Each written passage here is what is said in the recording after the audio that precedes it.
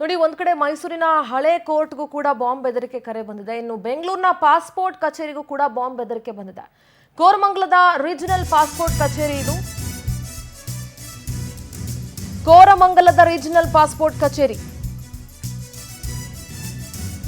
ಕಚೇರಿಯಲ್ಲಿದ್ದವರನ್ನ ಹೊರಗಡೆ ಕಳಿಸಿ ತಪಾಸಣೆ ನಡೆಸಲಾಗ್ತಾ ಇದೆ. ಬಾಂಬ್ ಬೆದರಿಕೆ ಹಿನ್ನೆಲೆ ಪೊಲೀಸರು ಅಲರ್ಟ್ ಆಗಿದ್ದು ಪರಿಶೀಲನೆ ನಡೆಸ್ತಾ ಇದ್ದಾರೆ.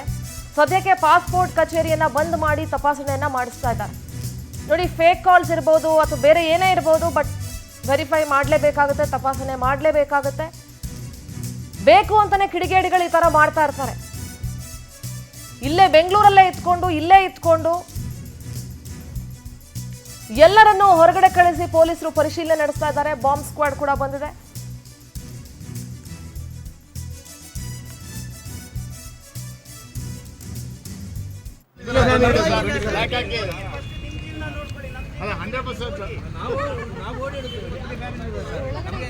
ಈಗ ಅವರಲ್ವ sir blue dress Ajith sir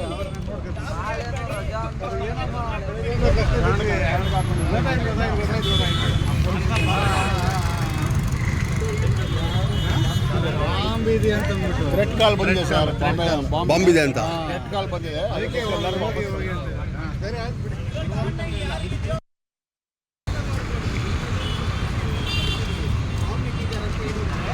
ನಿಮ್ಗೆ ತೊಂದರೆ ಆಗ್ಬಾರ್ದು ಅಂತಾನೆ ಕಳಿಸ್ತಿದ್ದೀನಿ. ಸೊ ಅಲ್ಲಿಂದ ಹೋಗಿ. ನೋಡಿದ್ದೀನಿ. ಪಾಸ್ಪೋರ್ಟ್ ಕಚೇರಿ ಅಂತಂದ್ರೆ ಸಾಕಷ್ಟು ಜನ ಅವರವರ ಕೆಲಸ ಕಾರ್ಯಗಳಿಗೆ ಬಂದಿರ್ತಾರೆ. ಬೆಂಗಳೂರಿನ ರೀಜನಲ್ ಪಾಸ್ಪೋರ್ಟ್ ಆಫೀಸ್ ಏನಿದೆ ಕೋರಮಂಗಲದಲ್ಲಿ, ಇಲ್ಲಿಗೆ ಬಾಂಬ್ ಬೆದರಿಕೆ ಕರೆ ಬಂದಿರೋದು. ಎಲ್ಲಿಂದ ಯಾರು ಇದನ್ನ ಮಾಡ್ತಿದ್ದಾರೆ ಅನ್ನೋದು ಕೂಡ ಗೊತ್ತಾಗಬೇಕು. ಅಟ್ ದ ಸೇಮ್ ಟೈಮ್ ಮೈಸೂರಿನ ಹಳೆ ಕೋರ್ಟ್ಗೂ ಕೂಡ ಬಾಂಬ್ ಬೆದರಿಕೆ ಕರೆ ಬಂದಿದೆ. ಎಲ್ಲರನ್ನ ಹೊರಗಡೆ ಕಳಿಸಿ ಪೊಲೀಸರು ತಪಾಸಣೆ ನಡೆಸ್ತಾ ಇದ್ದಾರೆ.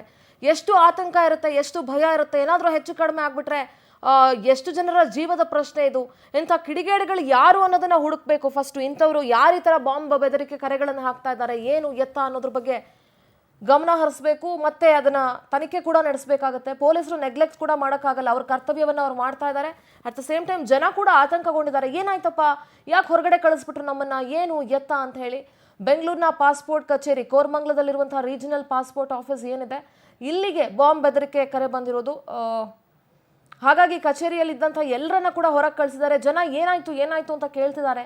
ಅಲ್ಲಿನ ಸಿಬ್ಬಂದಿ ಒಬ್ರು ಬಂದು ಹೇಳ್ತಾರೆ, ಬಾಂಬ್ ಇದೆ ಅಂತ ಹೇಳಿ ಕಾಲ್ ಬಂದಿದೆ ಅಥವಾ ಮೆಸೇಜ್ ಪಾಸ್ ಆಗಿದೆ, ಹಾಗಾಗಿ ಎಲ್ಲರನ್ನ ಹೊರಗಡೆ ಕಳಿಸಿದೀವಿ, ಸ್ವಲ್ಪ ಹೊತ್ತು ಆ ಕಡೆ ಇರಿ ಅಂತ ಹೇಳ್ತಿದ್ದಾರೆ. ಎಷ್ಟು ರಿಸ್ಕ್ ಇದು, ಪೊಲೀಸರಿಗೂ ಎಷ್ಟು ರಿಸ್ಕು. ಬಾಂಬ್ ಸ್ಕ್ವಾಡ್ ಬಂದಿದೆ, ಅಲ್ಲಿ ತಪಾಸಣೆಯನ್ನ ನಡೆಸಲಾಗ್ತಾ ಇದೆ.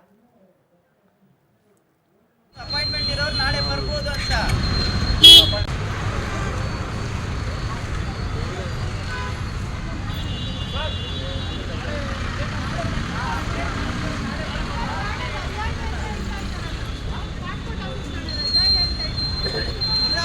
ನಾವು ಹೇಳ್ತೀವಿ ತಾನೆ, ಇವತ್ತು ಕಳಿಸ್ತಿದ್ದೀನಿ. ಸೊ ಅಲ್ಲಿಂದ ಹೋಗಿ.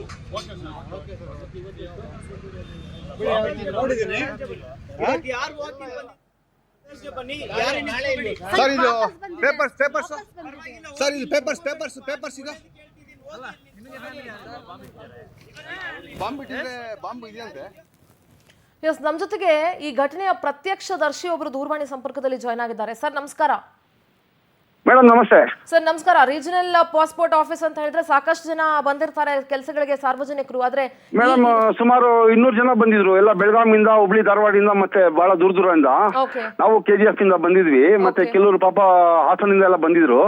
ಬೆಳಗ್ಗೆ ರಾತ್ರಿನೇ ಎಲ್ಲ ಟ್ರಾವೆಲಿಂಗ್ ಸ್ಟಾರ್ಟ್ ಮಾಡಿದ್ದಾರೆ. ರಾತ್ರಿ ಎಲ್ಲ ಬಂದು ಬೆಳಗ್ಗೆ ಇಲ್ಲಿ 7 ಗಂಟೆಗೆ ಬಂದು ಎಲ್ಲ ಕಾಯ್ಕೊಂಡಿದ್ರು. ಇವರು 9 ಗಂಟೆಗೆ ನಮಗೆ 9:15ಗೆ ಟೋಕನ್ಸ್ ಕೊಟ್ರು. ಎಷ್ಟು ಸುಮಾರು ಒಂದು 200 ಟೋಕನ್ಸ್ ಕೊಟ್ರು. 200 ಟೋಕನ್ಸ್ ಕೊಟ್ಟು ಒಂದು 10 ಜನ ಒಳಗಡೆ ಹೋದ್ರು. 10 ಜನ ಒಳಗಡೆ ಹೋಗಿದ ತಕ್ಷಣ ಇವ್ರಿಗೆ ಯಾವ್ದು ಟ್ರೆಡ್ನಿಂಗ್ ಕಾಲ್ಸ್ ಬಂತಂತೆ ಬಾಂಬೆಯಿಂದ. ಬಾಂಬೆಯಿಂದ ಟ್ರೆಡ್ನಿಂಗ್ ಕಾಲ್ ಬಂದ ತಕ್ಷಣ ಇವರು ಇಮಿಡಿಯೇಟ್ ಆಗಿ ಪೊಲೀಸ್ ವಹಿಸಲಾಗೆಲ್ಲ ಫೋನ್ ಡೈರೆಕ್ಟ್ ರೀಜನಲ್ ಆಫೀಸ್ಗೆ ಬಾಂಬೆಯಿಂದ ಡೈರೆಕ್ಟ್ ಕಾಲ್. ಕೆಲವು ಸಲ ಇಮೇಲ್ ಅಲ್ಲಿ ಬಾಂಬ್ ಬೆದರಿಕೆ ಹಾಕ್ತಾರೆ. ಇದು ಕಾಲ್ ಬಂದಿದ್ದು ಅಂತ ಹೇಳ್ತಾ ಇದೀರಿ ನೀವು? ಮೇಡಮ್ ಇವರು ಇಮೇಲ್ ಇಂದ ಬಂತೋ ಅಥವಾ ಕಾಲ್ ಬಂತೋ ಗೊತ್ತಾಗಿಲ್ಲ. ಅಲ್ಲಿರೋ ಸ್ಟಾಫ್ ನಮ್ಗೆ ಹೇಳಿದ್ರು, ನಮ್ಗೆ ಬಾಂಬೆಯಿಂದ ಇನ್ಫಾರ್ಮೇಶನ್ ಬಂದಂತ ಹೇಳಿದ್ದಾರೆ. ಅದಾದ್ಮೇಲೆ ಎಲ್ಲಾರನ್ನೂ ಆಚೆ ಕಳ್ಸು. ಇದಕ್ಕಿದಂಗೆ ಪೊಲೀಸರು 3-4 ಜನ ಬಂದ್ರು. ಆಮೇಲೆ ನೋಡಿದ್ರೆ ಎಲ್ಲಾರನ್ನೂ ಜೋರಾಗಿ ಕೂಗಾಡ್ಬಿಟ್ಟು ಆಚೆ ಕಳಿಸ್ತಾ ಇದ್ರು. ಗಲಾಟೆನೂ ಆಯ್ತು. ಕೆಲವರು ಪಾಪ ಬಂದಿರಲ್ಲ ದೂರದಿರಲ್ಲ, ಅವ್ರಿಗೂ ಪೊಲೀಸರು ಸ್ವಲ್ಪ ಗಲಾಟೆಗಳು ಆಯ್ತು. ಅದಾದ್ಮೇಲೆ ಎಲ್ಲಾರನ್ನೂ ಓಡಿಸ್ತಾ ಸುಮಾರು ಪೊಲೀಸರು 50 ಜನ ರಶ್ ಆಗ್ಬಿಟ್ರು. ಓಕೆ ಎಲ್ಲ ಡಬಲ್ ಸ್ಟಾರ್, ಸಿಂಗಲ್ ಇವ್ರ ಸರ್ಕಲ್ ಎಲ್ಲ ಬಂದ್ಬಿಟ್ರು ಎಲ್ಲಾರು, ಬಹಳ ಜನ ಎಲ್ಲ ಬಂದ್ಮೇಲೆ ಆಮೇಲೆ ಏನಾಯ್ತು ಅಂತ ಪಬ್ಲಿಕ್ ಸ್ವಲ್ಪ ಇದು ಲೌಡ್ ವಾಯ್ಸ್ ರೈಸ್ ಮಾಡಿದಾಗ ಇವರು ಬಾಂಬ್ ಟ್ರೇಟಿಂಗ್ ಕಾಲ್ಸ್ ಇದೆ ಅಂತ ಹೇಳಿದ್ರು. ಅದಾದ್ಮೇಲೆ ಜನರು ಸ್ವಲ್ಪ ಶಾಂತವಾಗಿ ಆ ಕಡೆ ಈ ಕಡೆ ಹೋದ್ರು. ಇದ್ರಲ್ಲಿ ಇರೋ ಸ್ವಲ್ಪ ಜನ ಅವ್ರನ್ನು ಪ್ರಶ್ನೆ ಮಾಡಿದ್ರು, ಒಳಗಡೆ ಇರೋರು ನಿಮ್ಗೇನಾಗಲ್ವಾ ಅಂತ. ಫಸ್ಟ್ ಪ್ರಿಫರೆನ್ಸ್ ನಾವು ನಿಮಗ್ ಕೊಡ್ತಾ ಇದೀವಿ, ನೀವು ಆಚೆ ಅಲ್ಲ, ಹೋಗಿ ಅಂತ ಇದು ಹೇಳಿದ್ರು. Common sense. ಈಗ ಜನರ ಜೀವ ಉಳಿಸ್ಬೇಕು ಅಂತ ಅವ್ರ ಲೈಫ್ ನ ರಿಸ್ಕ್ ಅಲ್ಲಿ ಇಟ್ಕೊಂಡು ಅವ್ರು ಪರಿಶೀಲನೆ ನಡೆಸ್ತಾ ಇರ್ತಾರೆ. ಕೆಲವೊಂದ್ಸಲ ಸಾರ್ವಜನಿಕರ ಅಧಿಕ ಪ್ರಸಂಗ ಅಂದ್ರೆ ಇದೆ ಅನ್ಸುತ್ತೆ. ನಿಮ್ಗೇನು ಆಗಲ್ವಾ, ನೀವ್ ಯಾಕಿದ್ದೀರಾ ಅಂತಂದ್ರೆ ಅವರು ಹೊರಗಡೆ ಬಂದ್ಬಿಟ್ರೆ ಯಾರು ಅದನ್ನ ಸೆಕ್ಯೂರ್ ಮಾಡೋರು ಯಾರು? ಅವ್ರ ಡ್ಯೂಟಿನೇ ಅದಲ್ವಾ, ಜನರನ್ನ ಕಾಯೋದೇ ಅವ್ರ ಕೆಲಸ ಇಲ್ಲ, ಪೊಲೀಸರನ್ನ ಈ ಮಾತು ಕೇಳಿಲ್ಲ ಮೇಡಮ್, ಅಲ್ಲಿರೋ ಸ್ಟಾಫ್ನ. ಅಫ್ಕೋರ್ಸ್ ಸ್ಟಾಫ್ ಕೆಲವರಲ್ಲಿ ಇರ್ಬೇಕಾಗುತ್ತೆ. ಪಾಸ್ಪೋರ್ಟ್ ಆಫೀಸ್ ಸ್ಟಾಫ್ ನ ಕೇಳಿದ್ರು, ಇಲ್ಲಿರೋ ಪಬ್ಲಿಕ್ ನಿಮ್ಗೇನಾಗಲ್ವಾ ಅಂತ. ಅದಕ್ಕೆ ಅವ್ರು ಆತರ ಹೇಳಿದ್ರು. ಪೊಲೀಸರ್ನ ಯಾರು ಕೇಳಕ್ ಹೋಗಿಲ್ಲ. ಪೊಲೀಸರು ತುಂಬೋಗಿದ್ದಾರೆ. ಈಗ ಅಲ್ಲಿ ಬಂದು ಯಾರಾದ್ರೂ ನಿಮ್ಮವ್ರು ಬಂದು ನೋಡ್ಬೋದು. ಜನರು ಫುಲ್ ಇದಾರೆ, ಅವರು ಪೊಲೀಸರು ಇದಾರೆ, ಮತ್ತೆ ಪಾಸ್ಪೋರ್ಟ್ ಆಫೀಸರ್ ಇದಾರೆ ಮೇಡಮ್. ಅದಷ್ಟೇ, ಪಬ್ಲಿಕ್ ಎಲ್ಲ ಆಚೆ ಬಂದ್ಬಿಟ್ಟಿದ್ದಾರೆ. All right, thank you so much ನಿಮ್ಗೆ ಮಾಹಿತಿಯನ್ನು ನೀಡೋದಕ್ಕಾಗಿ.